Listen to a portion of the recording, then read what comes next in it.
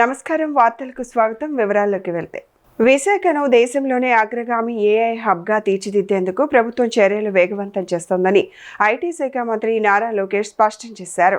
Data సెంటర్ల ఏర్పాటుతో విశాఖలో నీటి కొరత వస్తుందంటూ జరుగుతున్న ప్రచారాన్ని ఆయన ఖండించారు. డేటా సెంటర్లకు నగర ప్రజల నీటి సరఫరాకు ఎలాంటి ఇబ్బంది ఉండదని స్పష్టం చేశారు. పోలవరం నీటిలో పారిశ్రామిక కేటాయింపుల నుంచే డేటా సెంటర్లకు నీటిని అందిస్తామని తెలిపారు. నగర అవసరాలకు పోలవరం నీటిని గ్రావిటీ ద్వారా 18 నెలల్లో అందించేలా చర్యలు చేపడుతున్నామని వెల్లడించారు. డేటా సెంటర్ల కోసం ప్రత్యేక పైప్ లైన్లు ఏర్పాటు చేస్తామన్నారు. 6.5 గిగావాట్ల డేటా సెంటర్ల లక్ష్యం ఇప్పటికే పూర్తయిందని, కొత్త కూలింగ్ టెక్నాలజీతో నీటి వినియోగాన్ని మరింత తగ్గించవచ్చని లోకేష్ తెలిపారు. ఏఐ ఆధారిత డిజిటల్ ఆర్థిక వ్యవస్థకు, దేశ డేటా సార్వభౌమత్వానికి డేటా సెంటర్లు కీలకమని పేర్కొన్నారు. సో కాల్డ్ ఎవరైతే ఇప్పుడు విశాఖపట్నంలో ధర్నా చేస్తున్నారో వాళ్ళు ఏనాడు థర్మల్ ప్లాంట్ గురించి మాట్లాడట్లా. సో ఎనర్జీ కావాలి, బట్ డేటా సెంటర్ వద్దంటే ఎట్లా కుదురుతుంది అధ్యక్ష? How will it work? ఈరోజు ఏఐ అనివార్యం. AI is part of our life. ఈరోజు గూగుల్ అంత పెద్ద ఎత్తున పెట్టుబడి పెడుతుంది కనుక పోటీపడి ఈరోజు అధ్యక్ష ఫోన్ నేను మెసేజ్లు తీసుకోవాలంటే భయపడుతున్నా. ఎందుకంటే ఇప్పుడు అందరు పోటీ పడుతున్నారు. విశాఖపట్నం మాకు ఎలకేషన్ ఇవ్వండి, మాకు ఎలకేషన్ ఇవ్వండి. ఈ రోజు ప్రభుత్వం పిక్ అండ్ చూస్ పరిస్థితికి వచ్చింది. ఎందుకంటే గౌరవ ముఖ్యమంత్రి గారు మాకు చెప్పింది 6.5 గిగావాట్ కన్నా ఎక్కువ వెళ్ళొద్దు. Policy 6.5, your target 6.5. అధ్యక్ష ఈరోజు గర్వంగా చెప్తున్నా 6.5 గిగావాట్ మేము ఫుల్ఫిల్ చేసాం. It is over. Allocation is completed. Best companies ఎవరైతే ఎన్వైరన్మెంటల్ కాన్షియస్ ఉన్న కంపెనీసే వాళ్ళ మీద తీసుకొస్తాం జరుగుతుంది అధ్యక్ష. అధ్యక్ష ఈరోజు మేడం గారు రెండో పాయింట్ అధ్యక్ష పవర్ గురించి చెప్పారు అధ్యక్ష. అధ్యక్ష వెస్టర్న్ గ్రిడ్కి ఇండియన్ గ్రిడ్కి చాలా తేడా ఉంది అధ్యక్ష. అక్కడ వెస్టర్న్ గ్రిడ్ ఏంటంటే 1 నేషన్ 1 గ్రిడ్ లేదు. కానీ ఇండియాలో నరేంద్ర మోడీ గారి నాయకత్వంలో 1 నేషన్ 1 గ్రిడ్ వ్యవస్థ తీసుకొచ్చారంటే నేను రాయలసీమలో ఎనర్జీ రెన్యూబుల్ ఎనర్జీ ఉత్పత్తి చేసి అది all the way north India కూడా నేను పంపించగలుగుతాను సిటియు కనెక్టివిటీ వల్ల అధ్యక్ష.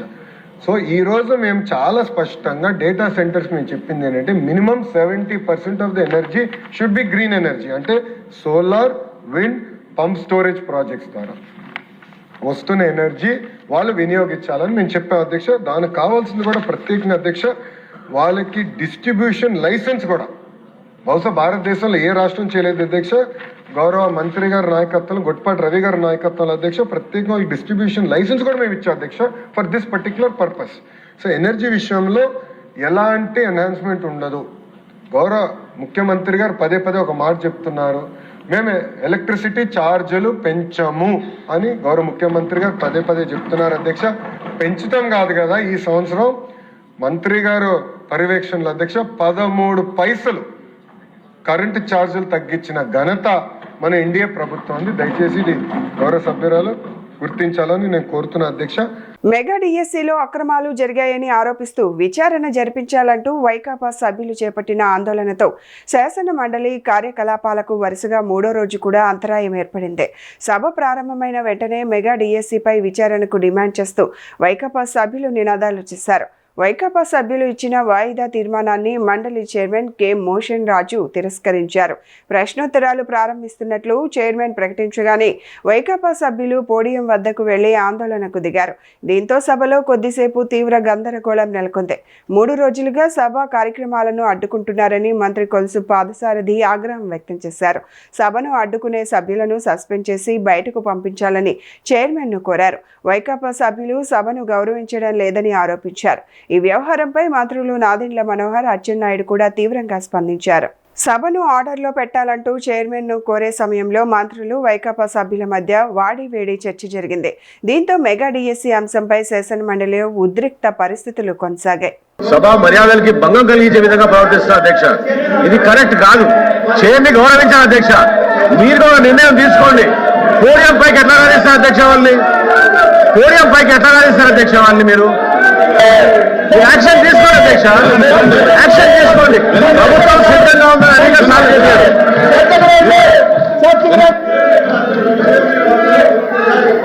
మనోహర్ గారు, మీరు మంత్రి గారు, స్పీకర్ గా కూడా చేసుకున్నారు. మీరు పదే మీరు సభ ఆర్డర్లు పెట్టమంటే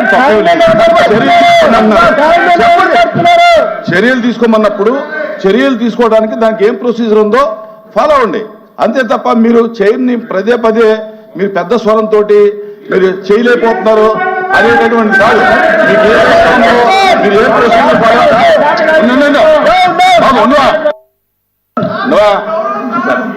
మీరు మీకు అన్ని రూల్స్ తెలుసు, ఏం చర్యలు తీసుకోవాలో ఎలా చర్యలు తీసుకోవాలో ఆ ప్రొసీజర్ అంటే మీకు తెలుసు, అది మీరు ఫాలో అవ్వండి. నాకు అభ్యంతరం లేదే.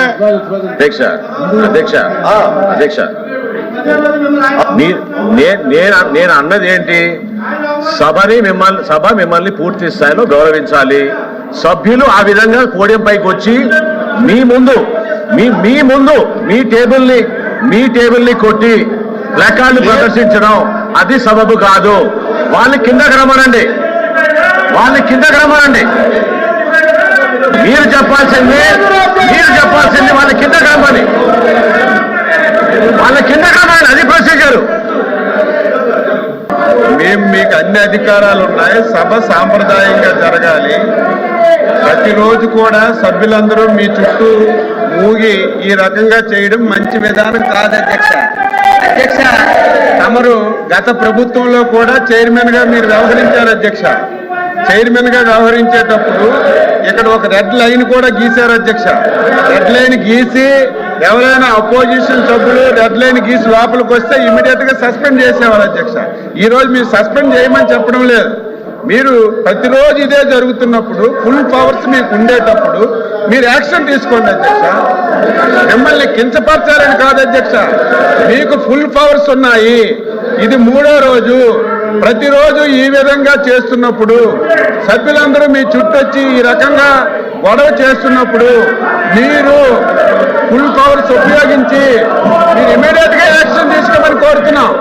పల్నాడు జిల్లా ముప్పాళ్ల మండలం తొండపి గ్రామంలో పోలీసులు కార్టన్ సెర్చ్ నిర్వహించారు. బుధవారం తెల్లవారుజామున చేపట్టిన ఈ తనిఖీల్లో సరైన ధ్రువపత్రాలు లేని 38 ద్విచక్ర వాహనాలు, ఒక ఆటో, ఒక కారును పోలీసులు స్వాధీనం చేసుకున్నారు.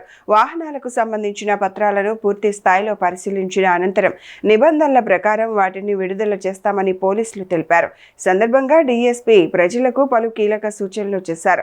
గొడవలకు దూరంగా ఉండాలని, ఎన్నికల కేసుల్లో చిక్కుకొని భవిష్యత్తును నాశనం చేసుకోవద్దని సూచించారు. ప్రతి ఒక్కరూ తప్పనిసరిగా హెల్మెట్ ధరించాలని, డ్రగ్స్, గంజాయి వంటి మాదక ద్రవ్యాలకు దూరంగా ఉండాలని హెచ్చరించారు.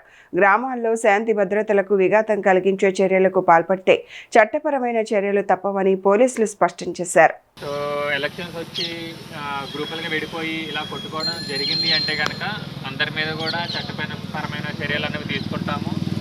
సీట్స్ అనేవి ఓపెన్ చేస్తాము. సో మీరు మాకు ప్రాబ్లమేటిక్గా అనిపించారు అంటే కనుక ఎలక్షన్స్ టైంలో మీరందరూ కూడా స్టేషన్లోనే ఉంటారు. అదేవిధంగా ఊరు నుంచి పంపించేయడం లేదా జిల్లా బహిష్కరణ ఇవన్నీ కూడా చేస్తాము. కాబట్టి అనవసరమైన గొడవల్లోకి ఎవరో కూడా తలదూర్చొద్దు. సో మేము చెప్పేది ఏంటంటే మీ కుటుంబాన్ని, మీ పిల్లల్ని బాగా చూసుకోండి, మీ కుటుంబ విషయాలు చూసుకోండి. అంతేగాని ఊర్లో సంగతులు, ఊర్లో గొడవలు ప్రతి దాంట్లో తలదూర్చి అనవసరంగా మీరు ఇబ్బందులు పాలవ్వద్దు, మమ్మల్ని ఎక్కువ కష్టపెట్టద్దు. సో ఆల్రెడీ ఇక్కడ పికెట్ అనేది వేసాం. సో ఇలాంటి గొడవలు మళ్ళీ జరుగుతున్నాయి అంటే కనుక ప్రతిరోజు మా ఫోర్స్ అంతా ఇక్కడే ఉంటుంది. సో ఇలాంటి పరిస్థితులు మీరు తెచ్చుకోవద్దు. కాబట్టి అందరూ కూడా చాలా జాగ్రత్తగా ఉండండి. మీకు ఏదైనా ఇష్యూస్ ఉన్నాయి, మీ మధ్య ఏమైనా గొడవలు ఉన్నాయి అంటే కనుక ఎస్ఐ గారు ఉన్నారు, సిఏ గారు ఉన్నారు, వాళ్ళ దృష్టికి తీసుకురండి. అంతేగాని మీలో మీరు గొడవపడి మీలో మీరు కొట్టుకోవడాలు గట్రా చేయొద్దు. సో తాగేసి రోడ్డు మీద తిరిగి రోడ్డు మీద తిట్టుకుంటూ ఇలాంటివి చేయొద్దు.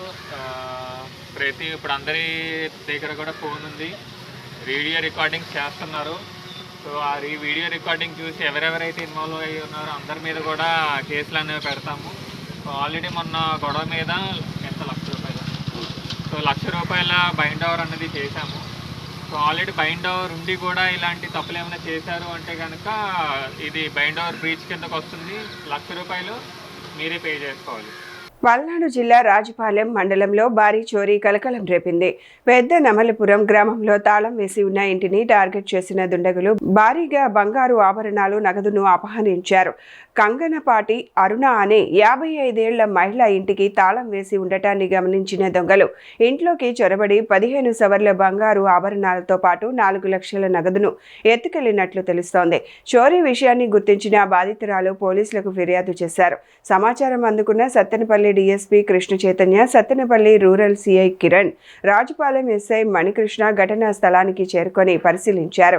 క్లూస్ టీమ్, డాగ్ స్క్వాడ్ సాయంతో పోలీసులు ఆధారాలను సేకరిస్తున్నారు.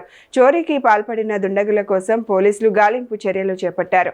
ఈ ఘటనకు సంబంధించి పూర్తి వివరాలు తెలియాల్సి ఉంది.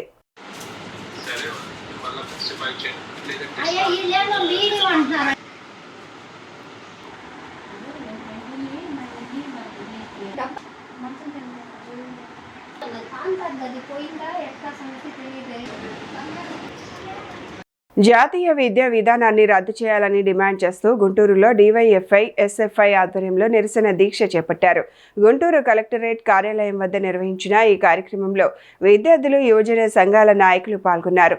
ఈ నిరసన కార్యక్రమానికి మాజీ ఎమ్మెల్సీ కెఎస్ లక్ష్మణరావు ముఖ్య అతిథిగా హాజరయ్యారు.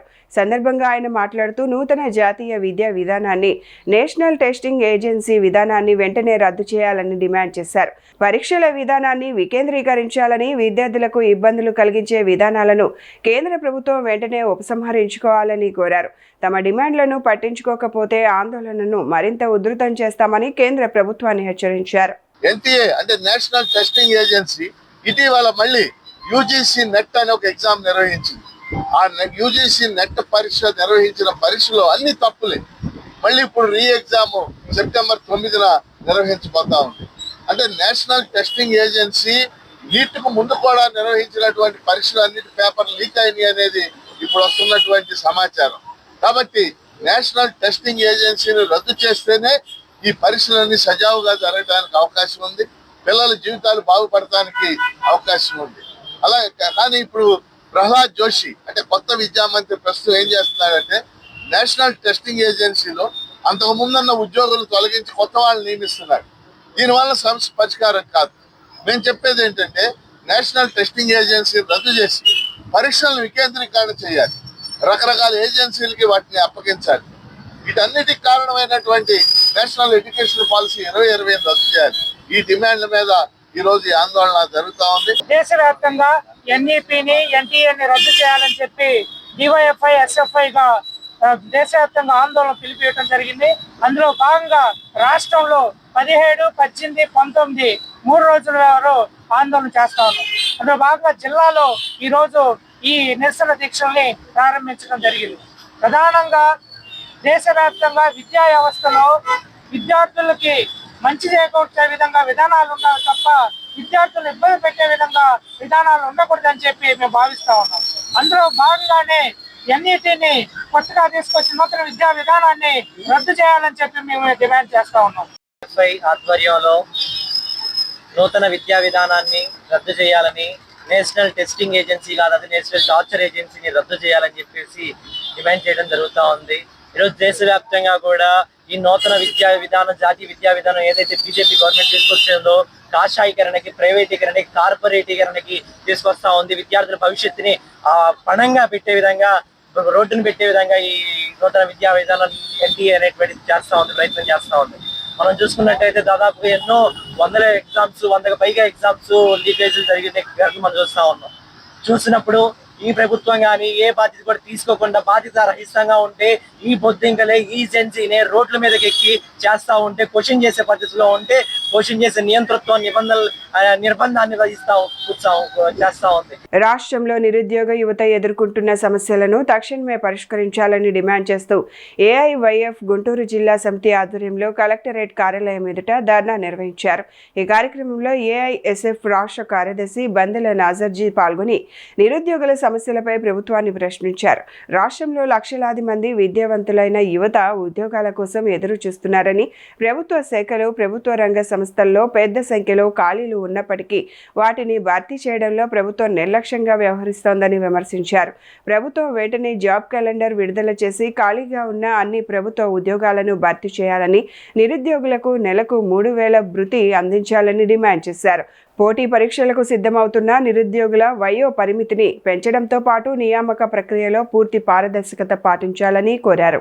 కేబినెట్ హోదాతో అన్నకి పదవి ఇచ్చుకున్నారు. ఎంఏలు, బిఏలు, పిహెచ్డీలు చేసిన ఇక్కడ అన్నదమ్ములకు ఎవరు ఉద్యోగాలు ఇస్తారని అడుగుతా ఉన్నాము. లోకేష్ గారు, మీరు యువగలం పాదయాత్రలో రాసి పెట్టుకోండి, సేవ్ చేసి పెట్టుకోండి. జగన్మోహన్ రెడ్డిలా నేను పారిపోనని చెప్పారు, మీరు పారిపోయారు. 3వ జనవరి కూడా రాబోతా ఉన్నది. మేము చెప్తా ఉన్నాం నిరుద్యోగుల పక్షాన, రాసి పెట్టుకో లోకేష్, నువ్వు కూడా సేవ్ చేసి పెట్టుకో లోకేష్. 2029 ఎన్నికల్లో ఈ రాష్ట్రంలో మీకు తగిన బుద్ధి చెప్పే బాధ్యత అఖిల భారత యువజన సమాఖ్యగా ఈ యువకుల పరంగా మేము తీసుకుంటామని ఈ సందర్భంగా హెచ్చరిస్తా ఉన్నాము. మరోవైపు చెప్తా ఉన్నారు చంద్రబాబు నాయుడు గారు, 20 లక్షల ఉద్యోగాలు ఇవ్వబోతా ఉన్నాము, అందుకే నిరుద్యోగ వృత్తి లేదు అని చెప్తా ఉన్నారు. లోకేష్ గారిని కూడా మా ఏ వైపు నాయకులు కలిస్తే స్కిల్స్ లేవని చెప్తా ఉన్నారు. యూత్ కి మీకేం స్కిల్స్ ఉంది? కేవలం చంద్రబాబు నాయుడు గారి తనయుడు కాబట్టే నీకు మంత్రి పదవి వచ్చింది తప్పించి నీకు ఎటువంటి స్కిల్స్ లేవు. ఎంఏలు, పిహెచ్డీలు చేసిన వాళ్ళకి స్కిల్స్ లేవంటావా నారా లోకేష్? కూటమి ప్రభుత్వం అధికారంలో రాకముందు యువకాలం పాదయాత్రలో నారా లోకేష్ గారు కానివ్వండి, అదేవిధంగా ఇప్పుడున్న డిప్యూటీ సీఎం పవన్ కళ్యాణ్ గారు వారాహి వాహనం వేసుకొని కానివ్వండి, ఈ రాష్ట్రంలో 175 నియోజకవర్గాలు తిరుగుతా యువతకు అనేక హామీలు ఇవ్వడం జరిగింది. దానిలో నేను నిరుద్యోగ భృతి ఖచ్చితంగా 3,000 రూపాయలు ఇస్తాం. ఈ రాష్ట్రంలో 2,35,000 ఉద్యోగాలు ఖాళీగా ఉన్నాయి, అవన్నీ మేము అధికార రంగాల్లో భర్తీ చేస్తామని చెప్పారు. అధికారంలోకి వచ్చాక వాళ్ళు భర్తీ చేసింది నారా చంద్రబాబు నాయుడు గారి కొరకు నారా లోకేష్ గారికి మినిస్టర్ పదవి వచ్చింది. అదే విధంగా జనసేన అధినేత వాళ్ళ అన్న నాగబాబు గారికి ఎమ్మెల్సీ వచ్చిందనే కానీ ఈ రాష్ట్రంలో ఓటేసి గెలిపించిన ఒక్క యువతకు కూడా ఉద్యోగం రాని పరిస్థితి ఈ రాష్ట్రంలో నెలకొందని అన్ని వర్గాల్లో ఉన్న యువత మొత్తం కూడా ఆ వైపున ఆలోచన చేస్తా ఉన్నారు. ఈ రోజు పివి సింధు గారికి ఉద్యోగం ఇచ్చామని వీళ్ళకి ఉద్యోగం ఇచ్చామని చెప్పి చెప్తా ఉన్నారు. పివి సింధు గారు దేశం గర్వించేటువంటి ఆట ఆడారు కాబట్టి వారికి ఉద్యోగాలు ఇచ్చారా మహాప్రభు? ఆమెమి 15 లక్షలు ఇచ్చి 20 లక్షలు ఇచ్చి లేదా స్పోర్ట్స్ కోటాలో ఫేక్ సర్టిఫికేట్ తీసుకొని ఆ ఉద్యోగాలు తీసుకోలేదు. కాబట్టి తక్షణమే ఆ వ్యాఖ్యలు కూడా వెనక్కి తీసుకోమని చెప్తా ఉన్నాం. జీవోలు మీరే ఇస్తారు, మళ్ళీ ఆ జీవోలు మేము ఇవ్వలేదంటారు, లేదా ఆ జీవో వర్తించబడమని అని చెప్తారు. పూర్తిగా ఈ రాష్ట్రంలో నిరుద్యోగులు మోసం చేసే ప్రక్రియలో నారా లోకేష్ గారు ఉన్నారు. నిన్న కాక మొన్న చూసుకుంటే నారా లోకేష్ చెప్తా ఉన్నాం, అయ్యా ఈ ఏఎస్ఎఫ్ ఆరోపణలు కాదు, ఇది కేంద్ర ప్రభుత్వం చెప్పిన సాక్షాత్తు జగన్మోహన్ రెడ్డి గారి టైంలో. ఈ టైంలో చూసుకుంటే ప్రభుత్వ పాఠశాలలో దాదాపు 4 లక్షల మంది విద్యార్థులు తగ్గిపోయారు, పూర్తిగా ప్రభుత్వ పాఠశాలకు దూరం అయిపోయారని చెప్పారు. కాబట్టి ఏఎస్ఎఫ్ స్పష్టంగా తెలియజేస్తా ఉన్నాం, విద్యా వ్యవస్థలో విప్లవాత్మక మార్పులు తీసుకొస్తారని ఈరోజు పూర్తిగా విద్యార్థులు మోసం చేస్తా ఉన్నాం. కాబట్టి తక్షణమే విద్యాశాఖ మంత్రి రాజీనామా చేయాలని డిమాండ్ చేస్తా ఉన్నాం. గుంటూరులో ఆదాయపు పన్ను శాఖ అధికారుల సోదాలు కలకలం రేపుతున్నాయి. నగరంలోని అరండల్పేటలో చార్టెడ్ అకౌంటెంట్ దామ సుబ్రహ్మణ్యం నివాసంలో 2వ రోజు కూడా ఐటీ అధికారుల తనిఖీలు కొనసాగుతున్నట్లు సమాచారం. విజయవాడ, హైదరాబాద్ నుంచి వచ్చిన ఐటీ అధికారుల బృందాలతో పాటు సెంట్రల్ ఐఆర్ఎస్ అధికారులు కూడా ఈ సోదాల్లో పాల్గొంటున్నట్లుగా తెలుస్తోంది. తనిఖీల్లో భాగంగా కీలక పత్రాలు, ఫైళ్లు, హార్డ్ డిస్క్లను అధికారులు స్వాధీనం చేసుకుని పరిశీలిస్తున్నట్లు సమాచారం. ఓ ప్రముఖ కంపెనీకి సంబంధించిన ఆర్థిక లావాదేవీలు, ఖాతాలపై అధికారులు ఆరా తీస్తున్నట్లు తెలుస్తోంది. ఈ వ్యవహారానికి సంబంధించి సదరు కంపెనీ యజమానిని కూడా ఐటీ అధికారులు ప్రశ్నిస్తున్నట్లు సమాచారం. అయితే ఈ సోదాలకు సంబంధించి పూర్తి వివరాలు ఇంకా అధికారికంగా వెల్లడి కాలేదు. తనిఖీలు పూర్తయిన తరువాత అధికారులు మరిన్ని వివరాలు వెల్లడించే అవకాశం ఉన్నట్లు తెలుస్తోంది.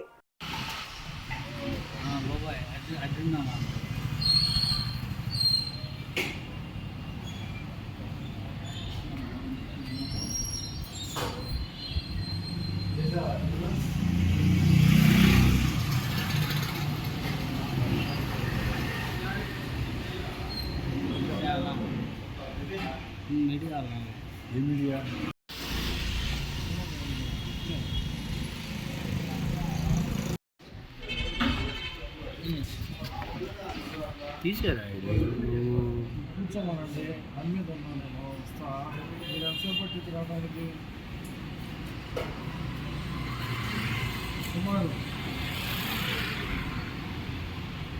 గుంటూరులో స్థానిక సంస్థల ఎన్నికల్లో బీసీలకు 34% రిజర్వేషన్లు కల్పించడంపై టీడీపీ శ్రేణులు హర్షం వ్యక్తం చేశాయి. ముఖ్యమంత్రి చంద్రబాబు నాయుడు చిత్రపటానికి పాలాభిషేకం నిర్వహించి కృతజ్ఞతలు తెలిపారు. సందర్భంగా టీడీపీ రాష్ట్ర కార్యదర్శి తాళ్ల వెంకటేష్ యాదవ్ మాట్లాడుతూ 1982లో టీడీపీ ఆవిర్భావం తర్వాత ఎన్టీఆర్ బడుగు బలహీన వర్గాలకు రాజకీయాల్లో అవకాశాలు కల్పించారని గుర్తు చేశారు. 1986 స్థానిక ఎన్నికల్లో బడుగు బలహీన వర్గాలకు 20% రిజర్వేషన్లు కల్పించారని తెలిపారు. ఇప్పుడు ఆ రిజర్వేషన్లను 34% పెంచుతూ ముఖ్యమంత్రి నేతృత్వంలోని కేబినెట్ నిర్ణయం తీసుకుందని అన్నారు. రాబోయే స్థానిక సంస్థల ఎన్నికల్లో బీసీలకు 34% రిజర్వేషన్లు కల్పించడంతో బీసీ వర్గాలకు మరిన్ని రాజకీయ అవకాశాలు లభిస్తాయని పేర్కొన్నారు. మంత్రి లోకేష్ చేపట్టిన పాదయాత్రలో బడుగు బలహీన వర్గాలు ఎదుర్కొంటున్న సమస్యలను స్వయంగా తెలుసుకున్నారని తాళ్ల వెంకటేష్ యాదవ్ తెలిపారు. మొట్టమొదటిసారి 83లో ప్రభుత్వం రావటం, 86లో ఏదైతే ఆయన ఆశించిన విధంగా ఈ బడుగు బలహీన వర్గాల వారిని పైకి తీసుకురావాలి, రాజకీయంగా ఎదుగుదల ఇవ్వాలి అని ఒక ఆలోచన చేసి ఆ రోజు ఈ యొక్క ఉమ్మడి ఆంధ్రప్రదేశ్లో ఉన్నటువంటి బలహీన వర్గాల వారు ఎవరైతే ఉన్నారో, ఒక దేవేంద్ర గౌడ్ గారు కావచ్చు, యనమల రామకృష్ణుడు గారు కావచ్చు, కేఈ కృష్ణమూర్తి గారు కావచ్చు, అయ్యన్న పాత్రుడు గారు కావచ్చు, ఇలా అనేక మందిని ఈ రాష్ట్రంలో రాజకీయ భవిష్యత్తుని ఇచ్చినటువంటి నాయకుడు ఆనాడు మరి ఎన్టీ రామారావు గారు. 1986లో మొట్టమొదటిసారి ఆయన ప్రభుత్వంలో స్థానిక సంస్థలు వస్తే ఆ రోజు ఈ బలహీన వర్గాల వారికి క్షేత్రస్థాయిలో గుర్తింపు ఇవ్వాలి, వాళ్ళకి రాజకీయంగా అనేక మార్పులు తీసుకురావాలి అని చెప్పేసి ఆ రోజు 20% కోటాని ఇవ్వటం జరిగింది. మరి అదేవిధంగా తదుపరి ఆయన వారసత్వాన్ని పుణికిపుచ్చుకున్నటువంటి ఈనాటి ఆంధ్రప్రదేశ్ ముఖ్యమంత్రి వర్యులు, తెలుగుదేశం పార్టీ జాతీయ అధ్యక్షులు శ్రీ నారా చంద్రబాబు నాయుడు గారు ఆనాడు 1995లో ఈ రాష్ట్రంలో ఉన్నటువంటి బలహీన వర్గాల జనాభా పెరుగుదలను గమనించి 20% నుండి 34% తీసుకొచ్చినటువంటి ఘనత చంద్రబాబు నాయుడు గారిదని చెప్పేసి తెలియజేస్తా ఉన్నాను. మరి అదేవిధంగా ఆ యొక్క 34%ని 2001లో కావచ్చు, 2006లో కావచ్చు, 2013లో కావచ్చు, అదేవిధంగా 34%ని బీసీలకు ఇస్తూ రాజకీయంగా వాళ్ళ ఉనికిని కాపాడినటువంటిది తెలుగుదేశం పార్టీ. అయితే ఈరోజు మనం చూస్తూ ఉన్నాం, ఆ తర్వాత జరిగినటువంటి 2021 స్థానిక సంస్థల ఎలక్షన్లో ఒక్క అవకాశం ఇవ్వండి అని చెప్పేసి వచ్చినటువంటి దుర్మార్గపు జగన్మోహన్ రెడ్డి ముఖ్యమంత్రిగా ఉండి 34% రిజర్వేషన్ ఉన్నటువంటి బలహీన వర్గాల వారిని 24%కి కుదించి రాష్ట్రం మొత్తం మీద 16,800 మందికి రాజకీయంగా బడుగు బలహీన వర్గాల వారిని దెబ్బకొట్టింది జగన్మోహన్ రెడ్డి వైసీపీ పార్టీ అని కూడా నేను తెలియజేస్తా ఉన్నాను. గుంటూరు నగరంలోని హోటళ్లు, రెస్టారెంట్లు, మండీల్లో నీటి దందా జరుగుతోందా అన్న ఆరోపణలు వినిపిస్తున్నాయి. తాగునీటి విషయంలో కొందరు వ్యాపార సంస్థలు వినియోగదారులకు ఇబ్బందులు కలిగిస్తున్నారనే ఫిర్యాదులు వస్తున్నాయి. కుటుంబంతో కలిసి హోటల్, రెస్టారెంట్కు వెళ్లిన సమయంలో ఉచితంగా ఫిల్టర్ వాటర్ అడిగితే కొందరు సిబ్బంది వాటర్ లేదు, నాణ్యత ఎలా ఉంటుందో తెలియదు అంటూ సమాధానం ఇస్తున్నారని వినియోగదారులు చెబుతున్నారు. దీంతో ఉచితంగా అందించే తాగునీటిపై కూడా అనుమానాలు వ్యక్తమయ్యే పరిస్థితి ఏర్పడుతోందని ఆవేదన వ్యక్తం చేస్తున్నారు. మరోవైపు నగరంలోని కొన్ని ప్రాంతాల్లో నాణ్యత, అనుమతులకు సంబంధించి సందేహాలు ఉన్న వాటర్ బాటిళ్లను విక్రయిస్తున్నారనే ఆరోపణలు కూడా వినిపిస్తున్నాయి. కొన్ని మండీల్లోనూ కస్టమర్ సౌకర్యాల కంటే వ్యాపారానికే ఎక్కువ ప్రాధాన్యత ఇస్తున్నారనే విమర్శలు వస్తున్నాయి.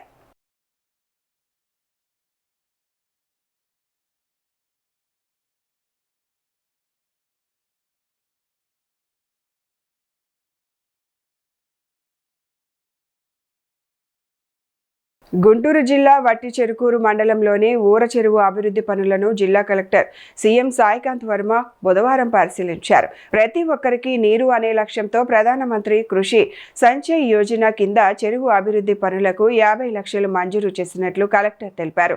ఊర చెరువును ఆహ్లాదకరమైన పర్యాటక ప్రదేశంగా తీర్చిదిద్దుతున్నామని చెప్పారు. చిన్నారుల కోసం ఆట పరికరాలు, పెద్దలు సేద తీరేందుకు బెంచీలు, గట్టు చుట్టూ మొక్కలు, వాకింగ్ ట్రాక్తో పాటు జిమ్ పరికరాలు ఏర్పాటు చేయనున్నట్లు వెల్లడించారు. మొత్తంగా చెరువును చక్కటి పిక్నిక్ స్పాట్ తరహాలో అభివృద్ధి చేస్తున్నట్లు తెలిపారు. ఊర చెరువు చుట్టుపక్కల దాదాపు 100 ఎకరాల పరిధిలో చిన్న చిన్న చెరువులు ఉన్నాయని, ప్రధానంగా 14 ఎకరాలు, 7 ఎకరాల విస్తీర్ణంలో ఉన్న చెరువు భాగాలను అభివృద్ధి చేస్తున్నట్లు కలెక్టర్ వివరించారు. మరోవైపు అప్పాపురం ఛానల్ నుంచి గ్రావిటీ ద్వారా నిత్యం నీరు చెరువులోకి చేరడం ఈ చెరువుకు అదనపు ప్రయోజనమని తెలిపారు.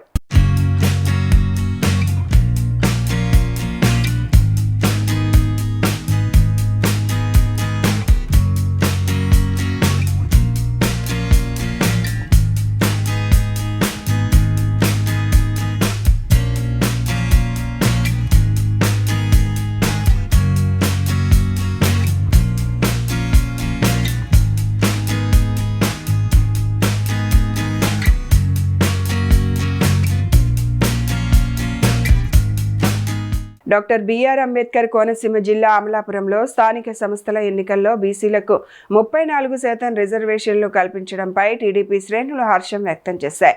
ఉమ్మడి జిల్లా డీసీఎంఎస్ చైర్మన్ పెచ్చేటి చంద్రమౌళి ఆధ్వర్యంలో ఆయన స్వగృహంలో మీడియా సమావేశం నిర్వహించి ముఖ్యమంత్రి చంద్రబాబు నాయుడు చిత్రపటానికి పాలాభిషేకం చేశారు.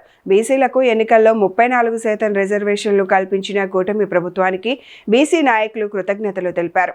సందర్భంగా పెచ్చేటి చంద్రమౌళి మాట్లాడుతూ గత వైసీపీ ప్రభుత్వం 24% రిజర్వేషన్లతో బీసీలకు తీవ్ర అన్యాయం చేసిందని ఆరోపించారు. చింతా శంకరమూర్తి మాట్లాడుతూ వైసీపీ పాలనలో బీసీలకు తీవ్ర అన్యాయం జరిగిందని ఆరోపించారు. బీసీల అభివృద్ధి కూటమి ప్రభుత్వంతోనే సాధ్యమవుతుందని అన్నారు. మరి ఆ రోజున చంద్రబాబు నాయుడు గారు కూటమి ప్రభుత్వం కూడా చెప్పింది, క్లియర్గా ఎన్నికల మేనిఫెస్టోలో కూడా పెట్టడం జరిగింది. మేము అధికారంలోకి వస్తే 34% రిజర్వేషన్ తీసుకొస్తాం అని చెప్పి చెప్పడం జరిగింది. ఎందుకంటే ఆనాడు అన్న ఎన్టీ రామారావు గారు మొట్టమొదటిసారిగా స్థానిక సంస్థల్లో రిజర్వేషన్ 20% ఇచ్చారు. ఆ తర్వాత చంద్రబాబు నాయుడు గారు 34% చేశారు. ఆనాడు నుంచి 2001 కావచ్చు, 2001 కావచ్చు, 2006 కావచ్చు, 2013 కావచ్చు, అప్పుడు జరిగిన స్థానిక ఎన్నికల్లో 34% రిజర్వేషన్ మీద ఎన్నికలు జరిగాయి. తర్వాత ఏదైతే 19 నుంచి 24 జగన్మోహన్ రెడ్డి వచ్చాడో, జగన్మోహన్ రెడ్డి ప్రభుత్వం తగ్గించి ఇవాళ బీసీలకి 16,800 పొలిటికల్ పోస్టులు కోల్పోయారు ఈ రాష్ట్ర వ్యాప్తంగా బీసీలు. మరి దాన్ని ఈ రోజున చంద్రబాబు నాయుడు గారు ఎన్డీఏ కూటమి ప్రభుత్వం దాన్ని మళ్ళీ నిన్న మంత్రివర్గంలో ఆమోదించి అసెంబ్లీలో తీర్మానం ప్రవేశపెట్టి ఇవాళ బీసీలకి ఇవాళ మళ్ళీ పొలిటికల్ రిజర్వేషన్ పునరుద్ధరణ చేసినందుకు ఇవాళ మేమందరం కూడా హర్షం వ్యక్తం చేస్తా ఉన్నాం. మరి ఇప్పుడు ఈ రోజు మరి చంద్రమౌళి గారు ఇటువంటి ఒక ఘనమైన ఇక్కడ పత్రికా సమావేశం ఏర్పాటు చేశారు. దానికి కారణం ఏంటి అంటే నిన్నడకు ఉన్న ఈసీలకు 24% చేసి ఇవాళ జగన్మోహన్ రెడ్డి ఎన్నో రకాల అన్యాయం చేశాడు. అటువంటిది ఆ 24% 34% చేసి నేను అసెంబ్లీలో తీర్మానం చేసి మరి బీసీలకి ఎంతో న్యాయం చేశారు. మొదటి నుంచి కూడా ఈ రిజర్వేషన్స్ అనేది మహానుభావులు కీర్తిశేషులు స్వర్గీయ ఎన్టీ రామారావు గారు ముఖ్యమంత్రి అయిన తర్వాత ఆయన 20% రిజర్వేషన్స్ బీసీలు తీసుకొచ్చి ఇవాళ బీసీలందరినీ కూడా ఒక రకంగా వీధిలోకి తీసుకొచ్చిన మహానుభావులు ఎవరు అంటే మా ఎన్టీ రామారావు గారు. మరి నిన్న అసెంబ్లీలో కేబినెట్ సమావేశంలో ఈ బీసీలకి 34% రిజర్వేషన్ కల్పించడం అన్నది నిజంగా మాకు అందరికి కూడా ఆనందంగా ఉంది. మన బీసీలందరికీ కూడా అన్ని కులాల వారికి మరి ముఖ్యంగా ముందుగా మీ పత్రికా విలేకరులకు ధన్యవాదాలు తెలియజేస్తున్నాను.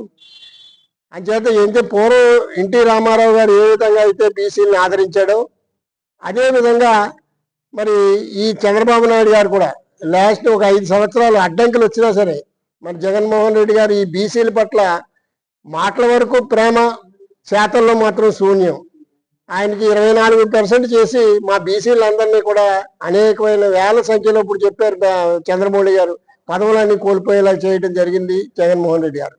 మళ్ళీ అప్పుడు ఎన్నికల మేనిఫెస్టోలో కానీ ఎన్నికల ప్రచారంలో కానీ చంద్రబాబు నాయుడు గారు ఏ విధంగా అయితే బీసీలకు హామీ ఇచ్చారో అదే విధానాన్ని మరి వెంటనే ఈ స్థానిక సంస్థలు రాకముందు ఆయన మరి 34% చేయడం అన్నది మా బీసీ వర్గాల అందరిలో కూడా ఆనందదాయకంగా ఉంది.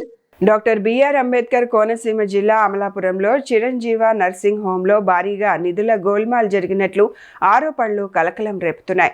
ఆసుపత్రి యాజమాన్యం నమ్మకాన్ని ఆసరాగా చేసుకుని కోట్ల రూపాయల నిధులను దారి మళ్లించినట్లు ఆసుపత్రి అడ్మినిస్ట్రేటివ్ బండి రాధమ్మ పోలీసులకు ఫిర్యాదు చేసినట్లు తెలిపారు.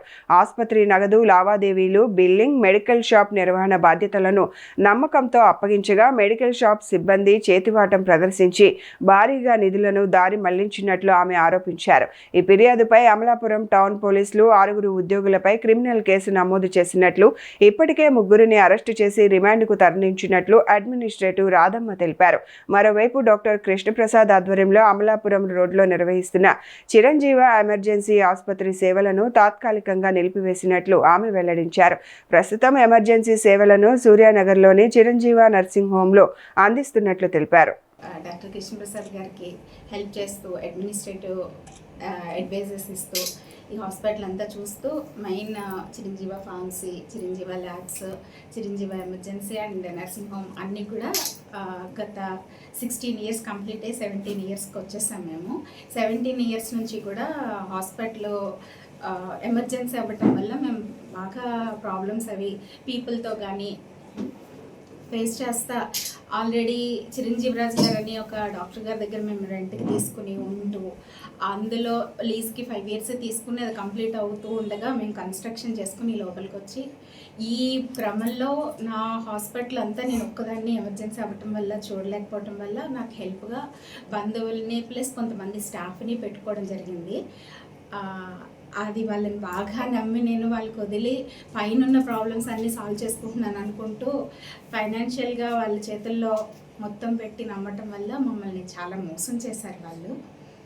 వాళ్ళ మీద కంప్లైంట్ చేశాము.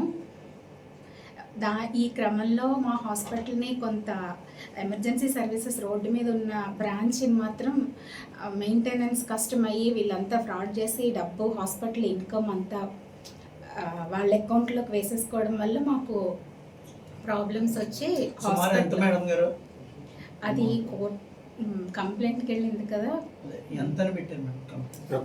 రఫ్గా ఒక 5-6 crores అని పెట్టి ఇంకా ఎక్కువ ఉంటుందని ఎస్టిమేషన్స్. ఈ వార్తలు ఇంతటితో సమాప్తం. నమస్కారం.